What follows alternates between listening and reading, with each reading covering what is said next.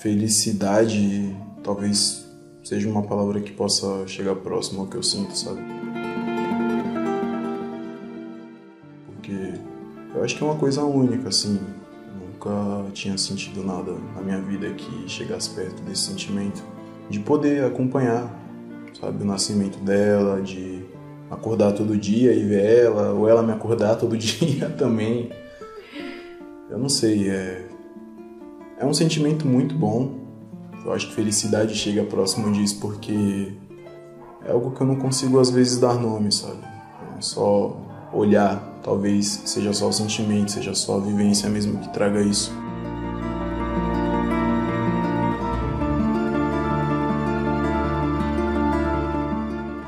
Esse que você ouviu é o Marcos Paulo Barros, de 26 anos, companheiro da Aline Bruna de Souza, de 32, que são pais da pequena Mel, de 2 meses.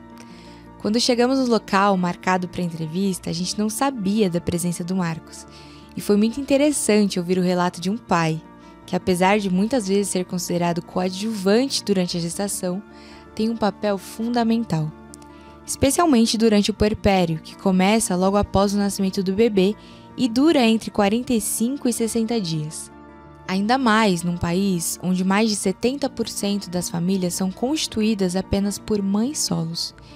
E quando o assunto é mãe solo preta, o número sobe para 74,3%, segundo dados da Fundação Maria Cecília Souto Vidigal. Neste terceiro e último episódio da série, iremos abordar a importância da profissão doula ser reconhecida por lei e o quanto esse acolhimento pode impactar positivamente a primeiríssima infância, que vai do nascimento até os 3 primeiros anos de vida do bebê. Eu sou a Aline Almeida. E eu sou Bia Monteiro e você está ouvindo a série Gestando o Futuro. Um especial do podcast Manda Notícias, produzido pela Pauta Periférica.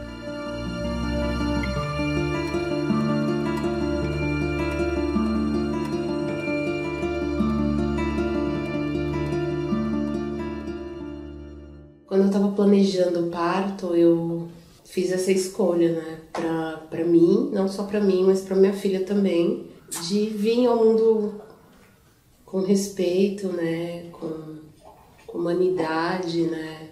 Daí eu fui procurando, fui pesquisando, me falaram também, né, sobre a Casa Ângela, sobre doulas, e foi quando eu conheci a Mariana.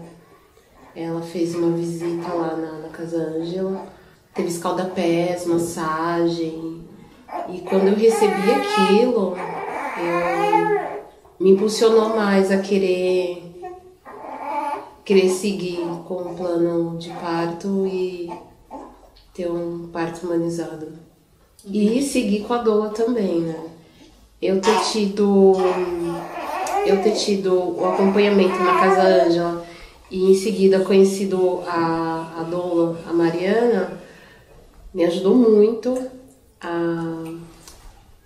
tanto na parte de segurança, que a informação, né, me passa, o acolhimento, o conhecimento do corpo, o que vai acontecer comigo, com meu bebê, né, as fases do parto e a gestação também em si, né, enfim. Se eu não tivesse tido esse apoio, esse acolhimento, eu ia estar perdida, eu ia chegar na hora do parto, o que vai acontecer, o que está acontecendo. Eu acredito que eu iria várias vezes antes para o hospital sem saber que a contração de treinamento é uma contração de treinamento. Eu ia achar que ai, que dor, tô parindo já, vou parir. Tudo isso faz muita diferença na hora do parto, das fases do parto. Então ajudou bastante.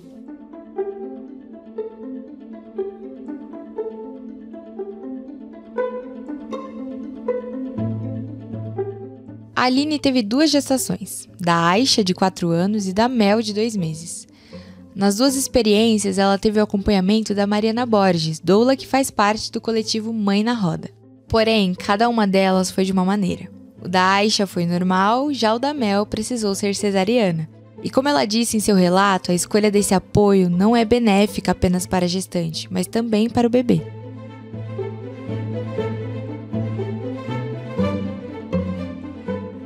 A primeira infância começa já aí, na gravidez, então a gente precisa desse atendimento pré-natal, dessas consultas, é um primeiro momento de conscientização sobre a vida, a chegada de um bebê, a importância desse cuidado, tanto do ponto de vista da saúde, como do vínculo que se forma ali já na gravidez entre a mãe e o bebê, entre o pai e o bebê, entre os adultos que estão em torno dessa gravidez e que vão futuramente cuidar dessa criança. Então, esse momento da saúde ele é fundamental ali, tanto na gravidez, como no parto, e aí depois no puerpério, e depois em todos os atendimentos, tanto da mulher, mas também grávida, e depois pós o parto, mas também da criança, e aí todo o atendimento pediátrico, de cuidado, de monitoramento dos marcos do desenvolvimento, de vacinação, e desse acompanhamento de alimentação, de crescimento, dos marcos cognitivos e socioemocionais, que são justamente os grandes marcos do desenvolvimento.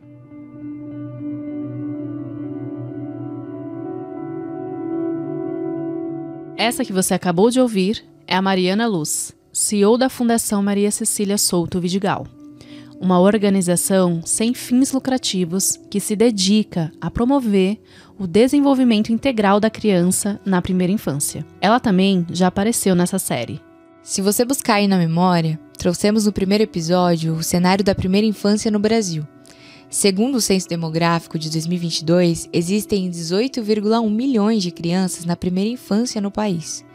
Desse total, 55,4% estão entre famílias de baixa renda, com renda mensal familiar per capita de meio salário mínimo, até R$ 660. Indo mais a fundo na investigação dos dados, descobrimos que 670,8 mil crianças estão em situação de pobreza ou extrema pobreza, com renda mensal familiar per capita de até R$ 218.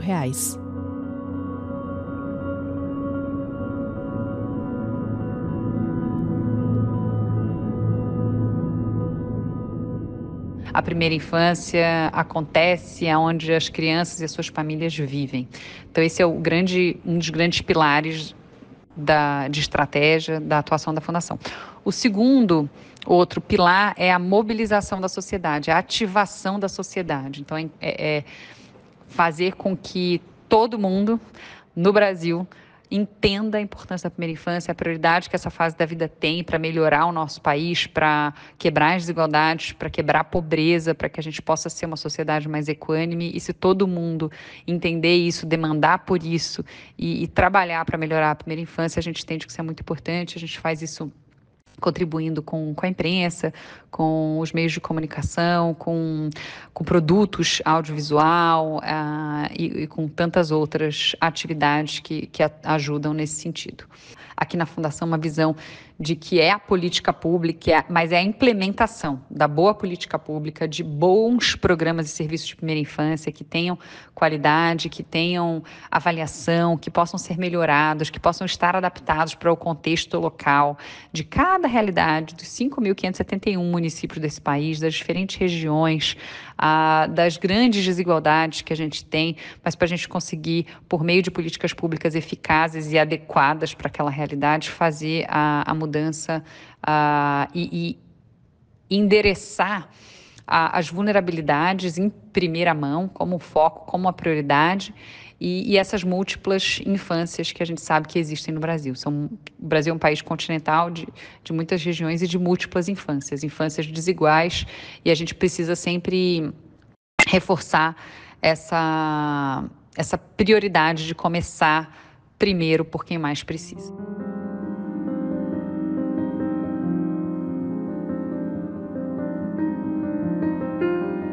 Como a Mariana citou, em um país continental como o Brasil, existem múltiplas infâncias desiguais. E essas desigualdades são caracterizadas pela ausência de políticas públicas, o que viola direitos humanos. Segundo a Pesquisa Nacional por Amostra de Domicílios Contínua, PNAD, de 2023, 3% das crianças na primeira infância não têm água potável, 35% não têm acesso à rede de esgoto e 9% não têm acesso ao serviço de coleta de lixo. Além disso, os dados também mostram que a insegurança alimentar é maior entre as crianças na primeira infância. 5,4 milhões, de 0 a 4 anos, estão em situação de insegurança alimentar, o que demonstra como elas estão mais expostas ao risco de passar fome. Ouça o relato da Dani Sampaio sobre esse assunto.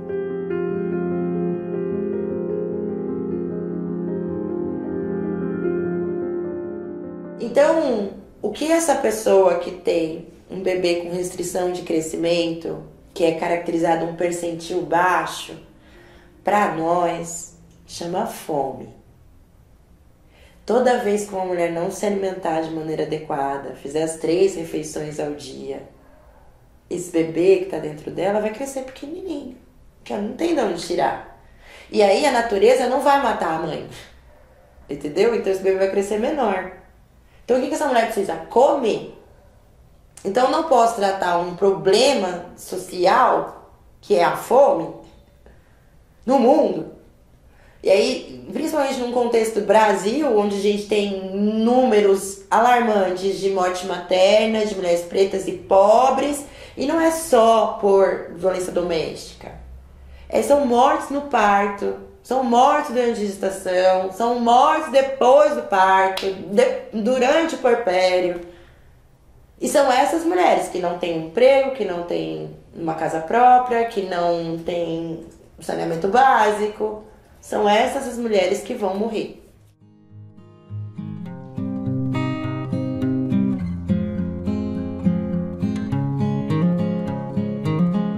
Se você chegou até aqui, teve a oportunidade de conhecer a história de 3 personagens. A Gabriele Magalhães, de 22 anos, que está grávida do seu primeiro filho, e a de São Bernardo do Campo, município da Grande São Paulo. A Luna Silva Santos, de 34 anos, mãe do Davi, de 10 anos, e a Antonella, de 6 anos, que é de Interlagos, extremo sul da capital paulista. E a Aline Bruna de Souza, de 32 anos, mãe da Aisha, de 4 anos, e da Mel, de 2 meses, que é de Paraisópolis, segunda maior favela de São Paulo. 2 características unem essas 3 mães. A classe social, já que todas moram em áreas periféricas do estado de São Paulo, e a outra característica é a vivência de ter uma doula acompanhando sua gestação de forma gratuita. Durante a produção dessa reportagem especial, ouvimos histórias emocionantes, passando por experiências difíceis e outras bastante felizes. E entre as felizes, as doulas sempre estiveram presentes. A gente gostaria muito de dizer que ter uma doula poderia ser uma opção viável a todas as pessoas que gestam, mas não é.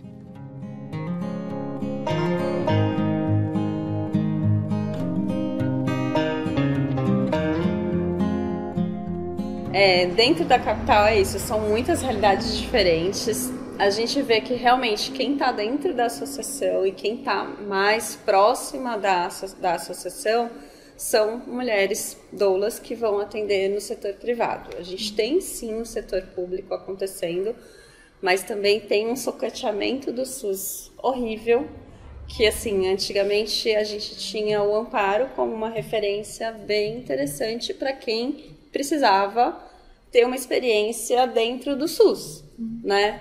E hoje em dia, por exemplo, antigamente, inclusive, mulheres que tinham convênio médico e tinham opções de outros hospitais privados iam para o Amparo, porque o atendimento era melhor, era mais acessível no sentido desse respeito, dessa humanização.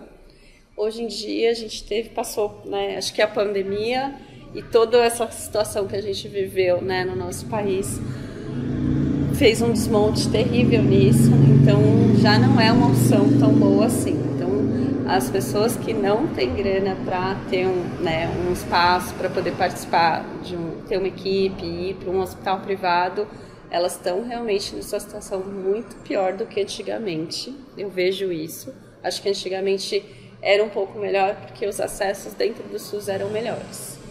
Hoje em dia o SUS está bem difícil de atuar. Essa que você ouviu é a Cal Murua, presidenta da Associação de Doulas de São Paulo. Ela nos explicou que, apesar de já haver uma lei municipal em São Paulo que permite a entrada da doula durante o parto. Na prática, não é bem assim que acontece. A Lei 380/2014, sancionada pelo ex-prefeito Fernando Haddad em 2016, garante a gestantes o acompanhamento por uma doula em hospitais públicos da cidade.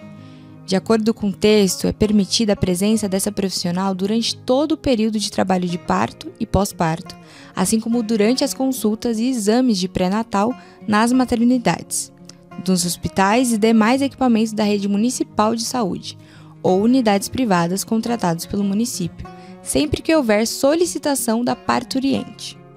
Vale dizer que está prevista na Lei Federal 11.108/2005 que toda gestante pode ter a presença de uma doula, assim como de seu acompanhante durante o parto. Porém, o que ouvimos durante essa investigação nem sempre condiz com a lei.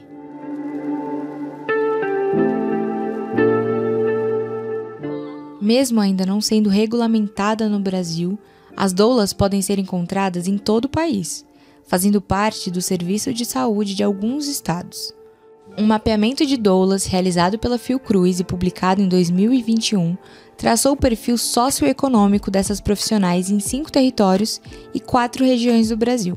No estado de São Paulo, a pesquisa revela um perfil predominantemente branco, com 74% das doulas paulistas, o que pode refletir as desigualdades sociais e o acesso à educação e formação profissional.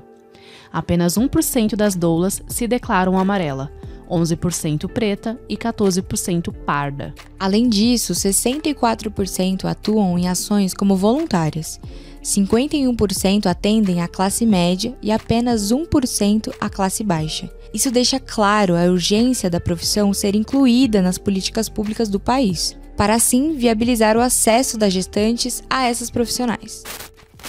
Do sistema legislativo do nosso país já considerou que isso é uma profissão que deve ter atuação. Né? Se você considerar que 19 estados já disseram que ok, deixa a doula atuar, isso significa que na maioria do nosso país tem uma percepção de que o nosso trabalho é válido.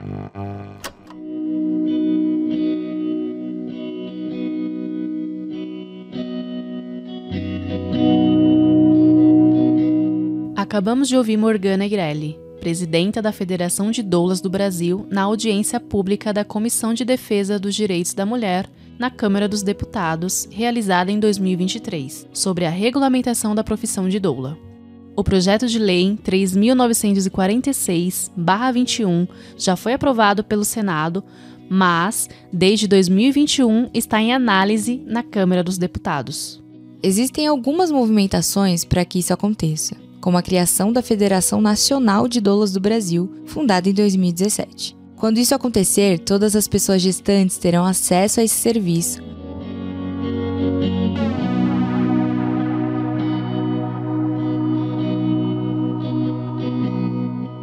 Ter uma regulamentação coloca a gente num patamar que a gente já ocupou de profissional de saúde, mas no sentido da gente conseguir ter contratação de doulas para atuar na educação perinatal dentro das UBSs, doulas para estar dentro dos hospitais, doulas para fazerem de fato parte do ciclo gravídico puerperal de todas as pessoas que estão gestando, né, no país.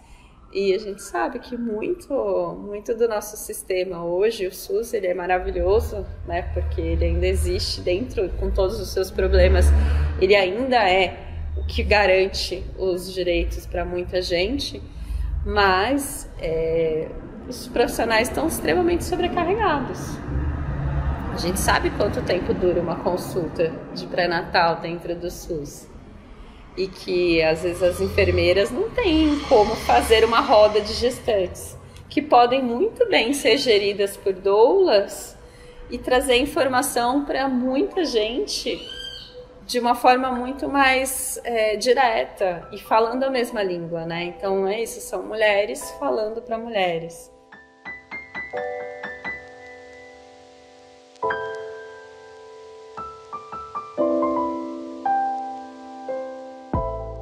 E assim chegamos ao fim da Gestando o Futuro, uma reportagem dividida em 3 episódios sobre a importância da doulagem periférica para a primeira infância.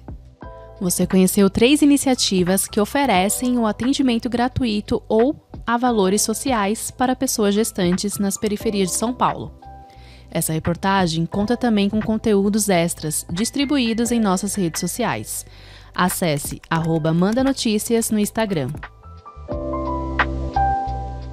Essa reportagem foi contemplada pelo edital Bolsas de Reportagem Primeira Infância como pauta prioritária, promovida pela AJOR, Associação de Jornalismo Digital, e a Fundação Maria Cecília Souto Vidigal. A reportagem é de Aline Almeida e Bia Monteiro. Direção de jornalismo, Gisele Alexandre. Edição de áudio, Miller Silva.